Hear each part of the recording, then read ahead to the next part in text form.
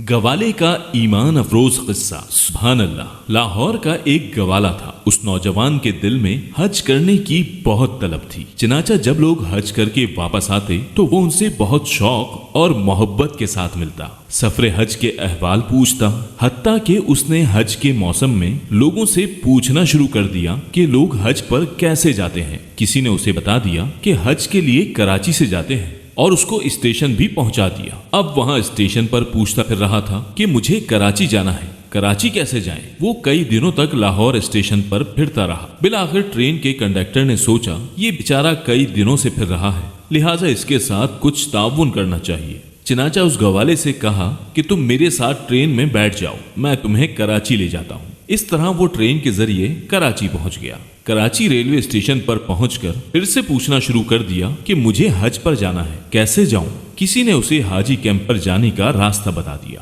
وہ حاجی کیمپ چلا گیا۔ وہاں تو پورا شہر آیا ہوا ہے۔ اگرچہ اس کے پاس سفر کے وسائل نہیں تھے، نہ ٹکٹ تھا، نہ پاسپورٹ تھا اور نہ ہی پیسے تھے، مگر اس کے دل میں حج کرنے کا سچا جذبہ موجود تھا۔ چنانچہ وہاں بھی یہی کہتا رہا کہ مجھے حج پر جانا ہے۔ ایک دن اس کے دل میں یہ خیال آیا کہ جو حاجیوں کا سامان جہاز پر لے کر جانے والے کلی ہیں، ان کی ایک مخصوص وردی ہے اور ان کو اوپر جانے کی اجازت بھی ہے، لہٰذا مجھے کسی کلی سے دوستی لگانی چاہیے۔ چنانچہ اس نے ایک کلی سے دوستی لگا لی اور وردی پہن کر حاجیوں کا سامان رکھتا رہا اور وہ سامان اٹھانے کے بہانے جہاز پر آتا جاتا رہتا۔ جب سارا سامان ختم ہو گیا تو وہ ادھر ہی کہیں چھپ گیا اور اپنے کپڑے پہن کر کلی کی وردی واپس بھجوا دی۔ اب وہیں پر ادھر ادھر وقت گزارتا رہا۔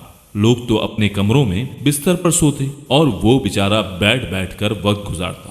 اس نے جہاز پر ایک بندے کے ساتھ واقفیت کر لی۔ اس سے کہا کہ بھائی جب جدہ آئے تو مجھے بتا دینا۔ چنانچہ جب جدہ شہر کی روشنیاں سامنے نظر آنے لگی اور بحری جہاز ساحل کے قریب پہنچ گیا تو اس کے بعد ان صاحب نے کہا وہ دیکھو جدہ آ گیا ہے۔ اس آدمی نے دیکھا کہ وہ نوجوان جہاز کے عرشے کے اوپر چڑھا اور کھڑے ہو کر سمندر کے اندر چھلانگ لگا دی۔ اسے تو تیرنا بھی نہیں آتا تھا۔ چنانچہ جب وہ نیچے گیا تو پھر اوپر ہی نہ آ سکا۔ جب اس آدمی نے دیکھا کہ یہ تو نظر ہی نہیں آ رہا، وہ سمجھ گیا کہ یہ نوجوان ڈوب گیا ہے۔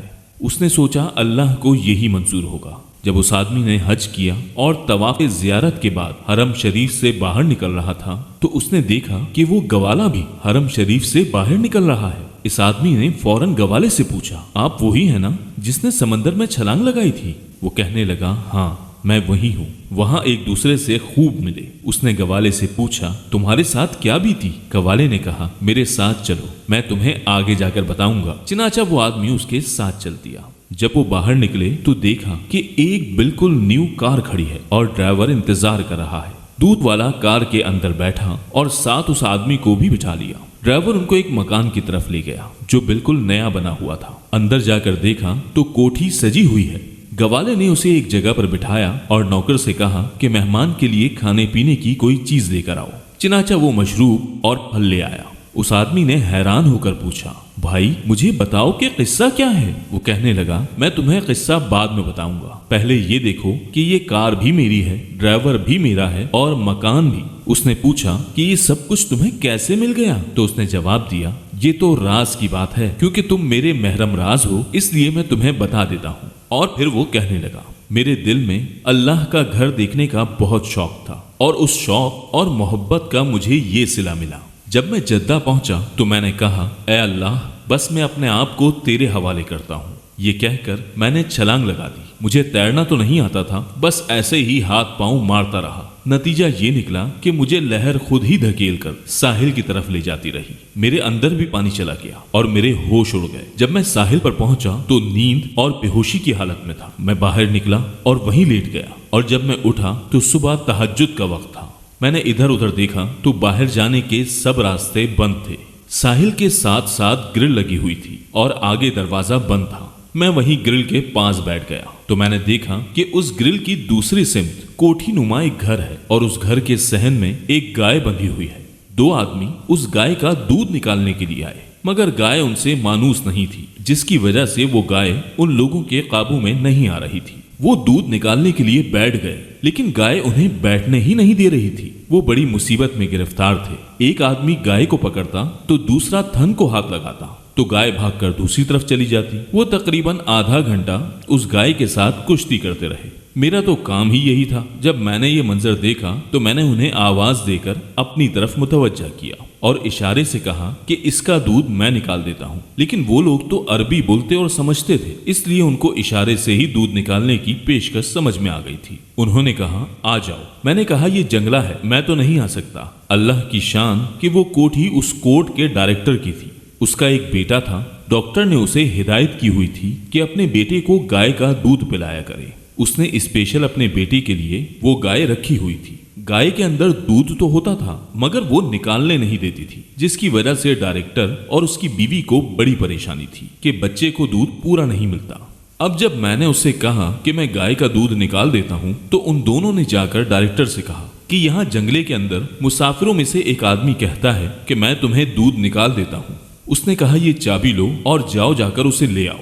وہ گیٹ کا تالا کھول کر میرے پاس آئے، مجھے ڈائریکٹر صاحب کے پاس لے گئے، اور جب میں نے گائے کو ذرا ہاتھ پھیرا اور اس سے اپنے انداز سے بات کی تو وہ مانوس ہو گئی۔ تو میں نے نیچے بیٹھ کر ان کو 8 سے 10 کلو دودھ نکال کر دے دیا۔ جب ڈائریکٹر کی بیوی نے دیکھا تو بہت خوش ہوئی، کہنے لگی کہ آج تو میرا بیٹا سارا دن دودھ پیے گا۔ پھر وہ کہنے لگی کہ اس بندے کو جانے نہیں دینا۔ جب ڈائریکٹر صاحب سے ملاقات ہوئی تو اس نے پوچھا کہ آپ کون ہیں؟ میں نے کہا میں پاکستان سے حج کرنے آیا ہوں۔ کہنے لگا ہم تمہیں واپس نہیں جانے دیں گے، تم اچھا دودھ نکالتے ہو۔ میں نے کہا میں دودھ تو نکال دیا کروں گا لیکن میں نے حج بھی کرنا ہے۔ وہ کہنے لگے فکر نہ کرو، تمہیں حج بھی کروا دیں گے۔ دوسرے دن اس کی بیوی نے اپنے والد کو فون کیا اور ساری تفصیل بتا دی۔ اس کے والد نے 200 گائے بھینسوں کا باڑا بنایا ہوا تھا۔ چنانچہ جب اس نے یہ بات سنی تو وہ بہت خوش ہوا اور کہنے لگا ہمیں تو خود ایسے ٹرین بندے کی ضرورت ہے۔ بعد میں اس نے ڈائریکٹر صاحب کو فون کیا اور کہا کہ اس بندے کو میرے پاس بھیج دو۔ چنانچہ ڈائریکٹر صاحب نے مجھے اپنی گاڑی میں بٹھایا اور اپنے سسر صاحب کے گھر پہنچا دیا۔ اس کے سسر نے مجھ سے کہا کہ میں تمہیں یہاں رکھتا ہوں، تمہارے ذمے یہ کام ہے کہ تم صبح شام میری گائے بھینسوں کا دودھ نکال دیا کرو۔ جب دودھ دھونے کا وقت آیا تو میں نے 20-25 گائے کا دودھ منٹوں کے اندر نکال دیا۔ وہ بڑا حیران ہو گیا کہ اتنا دودھ بھی نکل سکتا ہے۔ وہ مجھے کہنے لگا تم یہیں رہو، ہم تمہیں حج بھی کروا دیں گے۔ تو میں نے ان سے کہا کہ مجھے گھر واپس جانا ہے، لیکن وہ کہنے لگے نہیں تمہیں یہیں رہنا ہے۔ میں نے کہا میرے بیوی بچے تو وہاں ہیں۔ اس نے کہا تم فکر نہ کرو، میں نے ایک نیا گھر بنایا ہے، وہ گھر میں تمہیں دیتا ہوں۔ یہ میری نئی گاڑی ہے، یہ بھی تحفے میں دیتا ہوں۔ یہ ڈرائیور ہے، یہ بھی میں تمہیں دیتا ہوں۔ اب تم اپنے بیوی بچوں کا نام اور ایڈریس بتاؤ، میں پیغام بھیج دیتا ہوں، اور آنے والے جہاز میں تمہارے بیوی بچے بھی یہاں پہنچ جائیں گے، اور اس کے بعد ان کے ساتھ ایک اور حج کر لینا، بلکہ ہر سال حج کرتے رہنا۔ اب 1 ہفتے بعد میرے بیوی بچے میرے پاس پہنچ جائیں گے۔ میں نے حج بھی کر لیا۔ یہ اللہ تعالیٰ کے گھر کو دیکھنے کی برکت ہے کہ اللہ تعالیٰ نے مجھے دنیا کی نعمتیں بھی عطا کر دیں۔ اب میں یہیں رہوں گا، ہر سال بیت اللہ شریف کا حج کروں گا۔ یہ سب سن کر وہ صاحب بولے کہ ہم سے تو بھائی وہ گوالا اچھا ہے کہ اس نے دودھ نکالنے کی برکت سے بیت اللہ شریف دیکھا۔ سچ ہے کہ جب جذبہ سچا ہو تو پھر بات بن ہی جاتی ہے۔